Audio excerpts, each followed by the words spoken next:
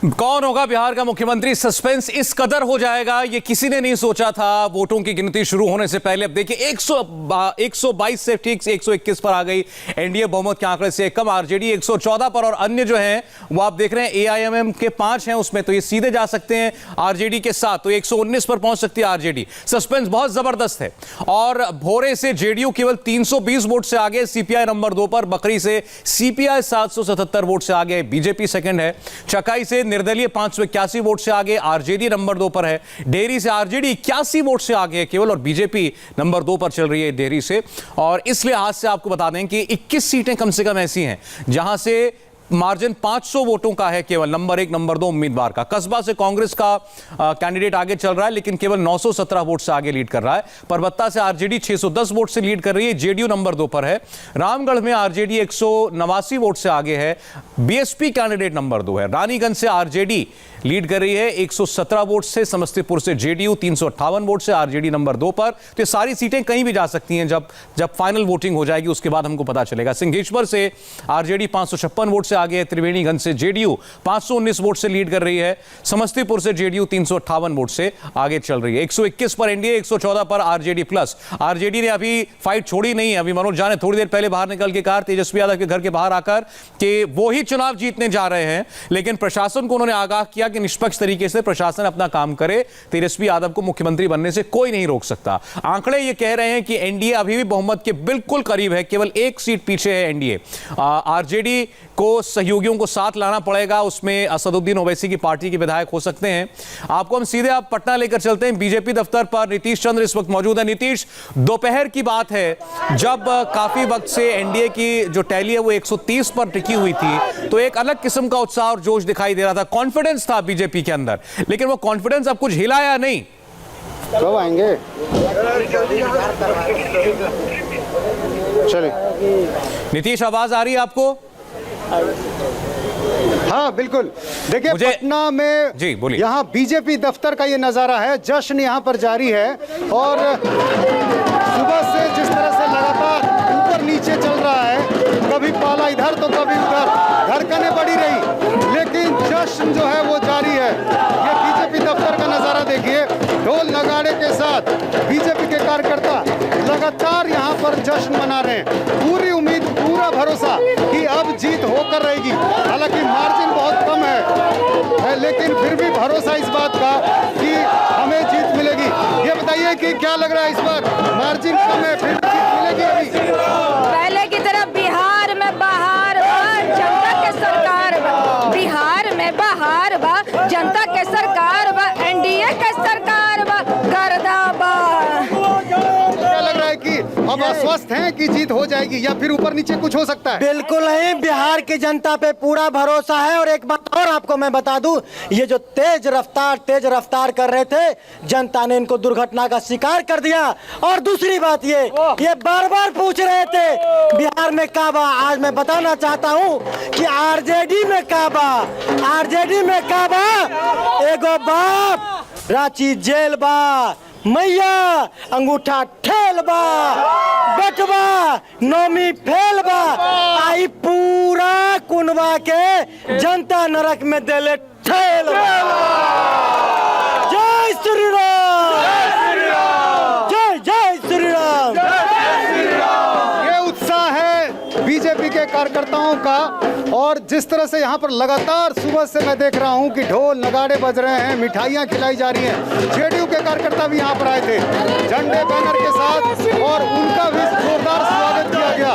तो एनडीए का जश्न जो है वो लगातार जारी है। हालांकि वोटों की गिनती भी अभी चल रही है और जो मार्जिन है वो थोड़ा घटता बढ़ता रहता है, लेकिन अब एनडीए के कार्यकर्ता ये मान चुके हैं कि जीत तो हमारी होनी ही है।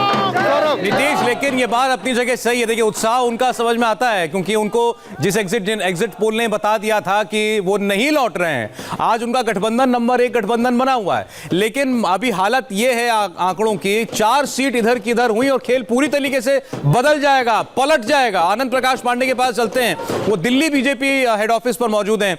आनंद, ये बीच में खबर आई थी कि शायद बीजेपी अध्यक्ष जेपी नड्डा वो शायद मीडिया से बात कर सकते हैं, लेकिन उसके बाद से हमने देखा कि एनडीए का जैसे जैसे आंकड़ा हटने लगा, कुछ लगता है वहां पर भी पशोपेश बढ़ गई है। जी बिल्कुल, पशुपेश बढ़ गई है। जो कार्यकर्ता हैं जो अब से कुछ देर पहले उत्साहित थे, जिस तरह से आंकड़े ऊपर नीचे हो रहे हैं उसको लेकर यहाँ भी चिंताएं बढ़ गई हैं। कार्यकर्ताओं का जोश कुछ ठंडा हो गया। और जहाँ तक जेपी नड्डा की बात थी तो मंच अभी भी तैयार है। आपको मैं मंच दिखाऊंगा, मंच अभी भी तैयार है। वहाँ पे दिल्ली बीजेपी के नेता मौजूद है, पूरी व्यवस्था देख रहे हैं। इंतजार किया जा रहा है कि अंतिम निर्णय आ जाए मतगणना का, उसके बाद ये तय किया जाएगा कि जो प्रोग्राम यहाँ होने वाला था, जो जेपी नड्डा यहाँ कार्यकर्ताओं को एड्रेस करने वाले थे, वो अभी करेंगे या फिर जो कल के लिए टाला जाएगा। क्योंकि जिस तरह से लग रहा है कि थोड़ा वक्त लगेगा, तो बीजेपी भी नजर बनाए हुए कि मतगणना के अंतिम नतीजे आ जाए, उसके बाद यहाँ पर जेपी नड्डा और बीजेपी के वरिष्ठ नेता को के बारे में तय किया जाएगा कि ये कार्यक्रम आज किया जाए या कल किया जाए। लेकिन अब जो पिछले 2-3 घंटे से बीजेपी कार्यकर्ता लगातार यहाँ पे नारे लगा रहे थे, अब कहीं ना कहीं वो थक गए हैं। और जिस तरह से वहां से तस्वीर भी अब जो बदलती हुई नजर आ रही है, तो ये भी अब इंतजार करना चाहते हैं कार्यकर्ता भी जश्न मनाने के पहले कि ये भी एक बार आश्वस्त हो जाना चाहते हैं कि एक बार फाइनल फिगर आ जाए, उसके बाद ये लोग फिर से जश्न मनाएंगे या फिर यहाँ से घर जाएंगे। ये भी अब फाइनल फिगर का इंतजार तो हम लोग भी सुबह 6 बजे से कर रहे हैं, लेकिन सवाल यह कि फाइनल फिगर इतना मुश्किल क्यों है आना, इसको समझाएंगे आपको पवन आज के हमारे डेटा मैनेजर हैं, समझ लीजिए पवन जी। बिल्कुल, आज की अगर तस्वीर आप देख रहे हैं, तस्वीर साफ इसलिए नहीं है क्योंकि 2000 से कम मार्जिन वाली 11 सीटें हैं। समझिए कितना नजदीकी मुकाबला है। 8 सीटों पर 1000 से कम का फासला है। 11 में से 5 सीटें आरजेडी सिर्फ 2000 से कम वोट से आगे है। 4 सीट पर आरजेडी का मार्जिन 1000 वोट से भी कम है। जेडीयू सिर्फ 3 सीट पर बहुत कम मार्जिन से आगे है और बीजेपी सिर्फ 1 सीट पर बहुत कम मार्जिन से आगे है। कुछ नाम हम आपको बताते हैं। हीरे से सुनील कुमार जनता दल यूनाइटेड के जितेंद्र पासवान से सिर्फ 320 मत से आगे हैं। चकाई से सुमित कुमार सिंह हैं, इंडिपेंडेंट हैं, जो कि आरजेडी की सावित्री देवी से सिर्फ 581 वोट से आगे हैं। देहरी से अगर हम बात करें, फतेह बहादुर सिंह हैं, आरजेडी के कैंडिडेट हैं, भारतीय जनता पार्टी के कैंडिडेट से सिर्फ 81 वोट से आगे हैं। समझिए मामला कितना नजदीकी है। मुझे एक बात समझाइए पवन, देखिए 121 एनडीए, 114 आरजेडी प्लस, 2-4 सीटों से भी बहुत फर्क पड़ जाएगा। आप हमको जितनी सीटें बता रहे हैं, जैसे हम सामने चल रही हैं 8 सीटों पर 1000 वोटों से कम अंतर है, 11 सीटों पर 2000 वोटों से भी कम का मार्जिन चल रहा है। कम मार्जिन वाली सीटों पर कौन ज्यादा लीड कर रहा है? क्या महागठबंधन के कैंडिडेट ज्यादा है? जी बिल्कुल, अगर आप देखेंगे लीड करने के मामले में सीपीआई, आप मेरे पास ही आ जाए अगर आ सकते हैं। जी बिल्कुल, अगर आप समझने की कोशिश करें तो कुल मिलाकर अभी 2 सीटें ऐसी हैं जिनका फासला 100 से भी कम है, आप समझिए। इसके अलावा 12 सीटें ऐसी है जिसका फासला 500 से कम है और 1000 के फासले से कम 16 सीटें हैं। तो पासा कहीं भी जा सकता है। यह मामला इतना आसान नहीं है, बहुत ही खुला हुआ इलेक्शन जिसे आप कह सकते हैं। अगर हम उन 16 सीटों पर फोकस करें जहां आपने बताया मार्जिन 1000 से कम है, तो कम से कम वो तो कहीं भी जा सकती है। तो मैं आपको सभी सीटें बता देता हूं। जैसे परभत्ता है, वहां से आरजेडी सिर्फ 610 वोट से आगे है और पीछे नंबर 2 पर है जनता दल यूनाइटेड। रामगढ़ है, वहां से सुधाकर सिंह है आरजेडी के, वो सिर्फ 189 वोट से आगे हैं और पीछे है बहुजन समाज पार्टी बीएसपी है।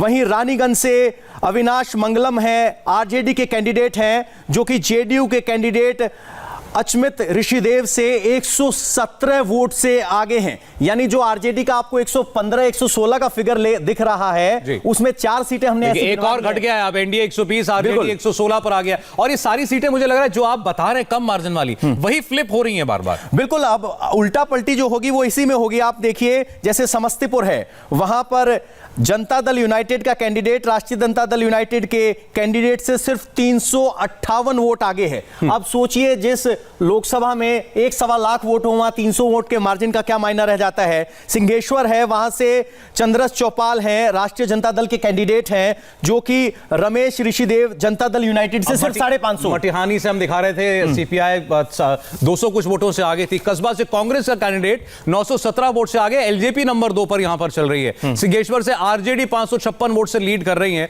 अब ये जो क्लोज मार्जिन वाली सीटें ये किस ओर जाएंगी, ये बहुत कुछ तय कर देगा। ऊपर अब गठबंधन में कोई फर्क नहीं रह गया ज्यादा। वीआईपी जो है विकासशील इंसान पार्टी मुकेश साहनी सिमरी बख्तियारपुर से सिर्फ 434 वोट से आगे हैं। ये बीच में 6 वोट से आगे, आप 6 वोट से आगे थे, अभी फिलहाल मार्जिन बढ़कर 434 हो गया है। 6 के मुकाबले 434 बहुत बड़ा लगता है, लेकिन 434 भी कुछ नहीं है। हाँ, और सिकती में इंडिपेंडेंट दिलीप वर्मा फिलहाल सीपीआई के कैंडिडेट से 995 अब जरा दर्शकों के लिए आप हमारे लिए नंबर क्रंचिंग कीजिए। अदर्स की जो अन्य के 7 दिखाई दे रहे हैं, नीचे एआईएमआईएम के 5 हो गए। अब मतलब ये 7 में से 5 तो ओवैसी के हैं। हाँ जी। अब ओवैसी बीजेपी के साथ तो नहीं जाएंगे, ये तो क्लियर है, बिल्कुल क्लियर। तो ओवैसी के सामने अगर ऑप्शन होगा हंग असेंबली की सूरत में, तो वो तेजस्वी यादव को मुख्यमंत्री बनाएंगे, कैसे भी सपोर्ट करें, मरते क्या ना करते, उनको इसके अलावा और कोई करने का ऑप्शन नहीं है। हालांकि उन्होंने मन से कहा था कि हम कांग्रेस और आरजेडी से अलग है, क्योंकि उन्होंने कभी मुसलमानों करेंगे क्या, लेकिन करेंगे क्या? वो बीजेपी को तो नहीं, नीतीश कुमार को तो नहीं बना सकते ना दोबारा मुख्यमंत्री।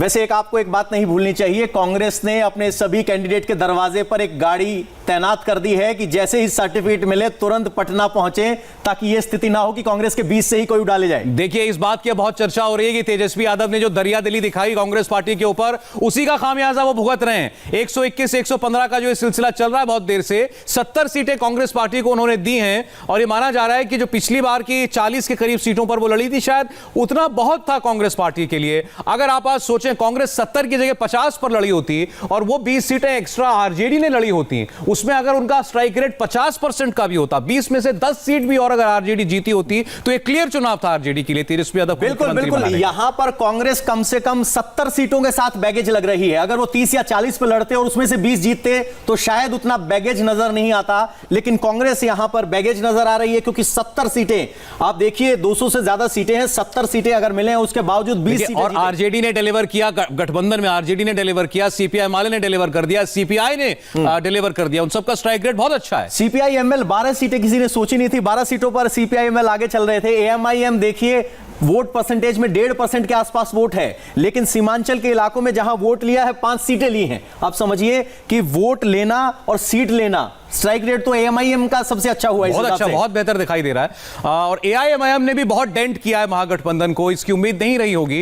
ये शायद मान करके चले महागठबंधन के नेता की जो मुस्लिम वोट है वो किसी भी कीमत पर डिवाइड नहीं होगा, वो किसी भी कीमत पर बट करके एनडीए को फायदा नहीं पहुंचाएगा, लेकिन ऐसा हुआ। ओवैसी को इस बार गंभीरता से लिया है बिहार की जनता ने, खासतौर पर सीमांचल के वोटर्स ने। दूसरी बात हम देख पा रहे हैं कि जेडीयू फिलहाल 43 है, जैसे अभी 42 से बढ़कर 1 बढ़ गया है। यहां पर 3 कैंडिडेट ऐसे हैं जो 500 वोट से कम आगे चल रहे हैं, यानी जेडीयू भी कुछ आगे बढ़ने की उम्मीद रख सकता है, और तीनों जगह पर मुकाबला आरजेडी के साथ है, जहां 500 वोट के कम फासले के साथ आरजेडी से जेडीयू पीछे है। देखिए, अब ये 122 का जो मैजिक फिगर है, एनडीए इसके ऊपर नहीं जा पा रहा है। एक वक्त था जब 130 के आसपास स्थिर हो गया था एनडीए का आंकड़ा, लेकिन अब वो 122 के या तो नीचे रहता है, 122 छूता है, उसके ऊपर एनडीए नहीं जा रहा, और ये कोई कंफर्टेबल सिचुएशन में एनडीए भी नहीं है। और इसीलिए शायद बीजेपी के दिल्ली मुख्यालय में जहां बहुत जबरदस्त तैयारी कर ली गई थी, शायद जीत की घोषणा होती, एक विक्ट्री स्पीच दी जाती,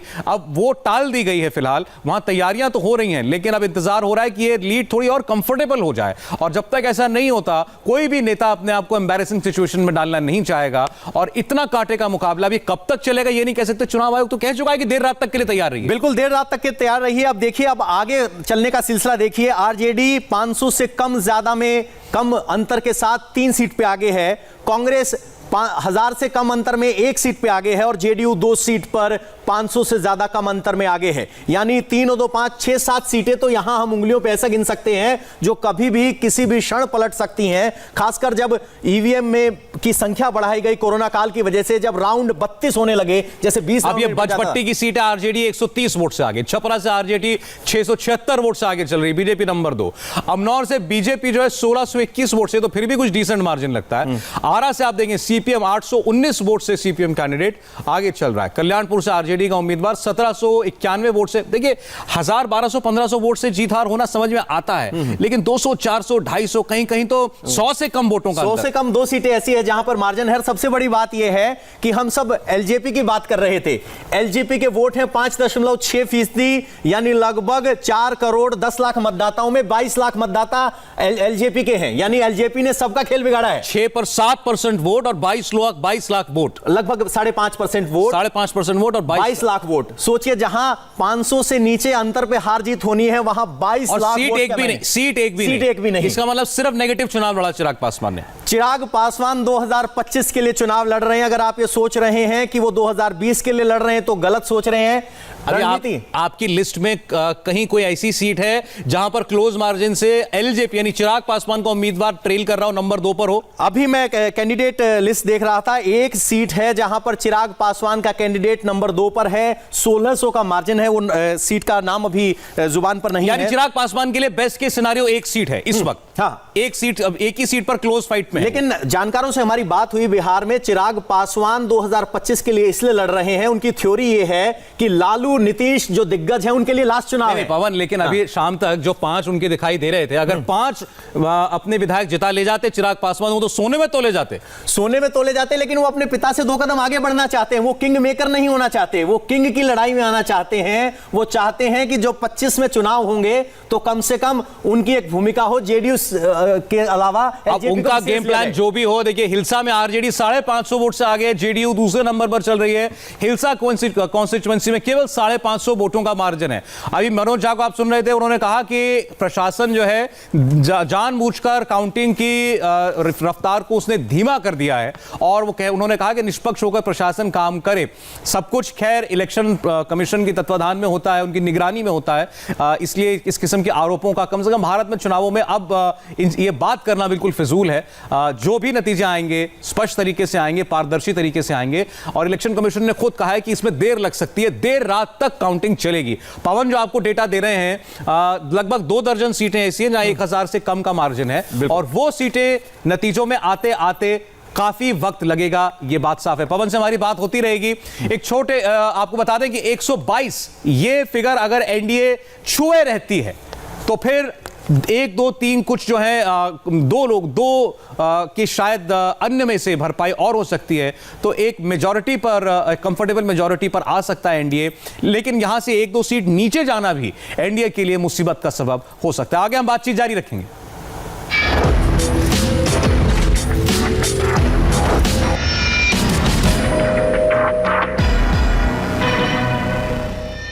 तो बिहार में इस वक्त सस्पेंस कायम है। 122 पर एनडीए लीड कर रहा है, 114 पर आरजेडी प्लस लीड कर रहा है। अब आपको बता दें कि जो पार्टी वाइज ब्रेकअप है, बीजेपी 72 पर आगे, जेडीयू 43 पर, आरजेडी 76 पर और कांग्रेस 20 पर, एलजेपी 0 पर, एआईएमआईएम 5 पर। जो इसका फाइन प्रिंट है वो आपको ये बताता है, बीजेपी ने अपना चुनाव अच्छा लड़ा, नंबर 1 पार्टी बनी है वो एनडीए के अंदर। जेडीयू को उतना नुकसान नहीं हुआ जितना माना जा रहा था। कुछ लोग कह रहे थे कि 25 सीट पर भी सिमट सकती है, इतना खराब जेडीयू ने नहीं किया। हां, पिछली बार की तुलना में काफी नुकसान हुआ जेडीयू को, जिसके लिए वो खुले तौर पर चिराग पासवान को जिम्मेदार बता रहे हैं। जेडीयू के नेता कह रहे हैं कि चिराग पासवान ने हमारे 50 उम्मीदवारों को कम से कम नुकसान पहुंचाया है।